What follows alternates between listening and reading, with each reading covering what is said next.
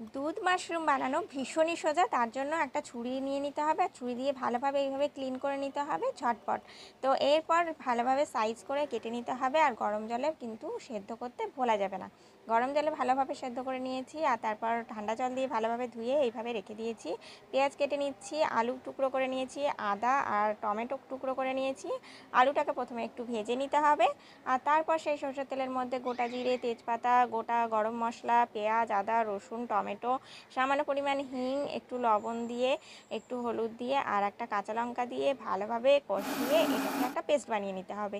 পেস্টটা বানিয়ে নেওয়ার পর সরষের তেলের মধ্যে এই পেস্টটা ভালোভাবে কষিয়ে নিতে হবে। এই বাটা মশলাটা ভালোভাবে কষিয়ে নিয়ে এর মধ্যে ভেজে রাখা আলু আর মাশরুমটাকে দিয়ে দিতে হবে, দিয়ে একটু সামান্য পরিমাণ জল দিয়ে ভালোভাবে কষিয়ে নিতে হবে। লবণ হলুদটা ঠিক আছে নাকি দেখে নিতে হবে। লাস্টে নামানোর আগে গরম মশলা দিয়ে অবশ্যই নামিয়ে নিতে হবে। একবার বানিয়ে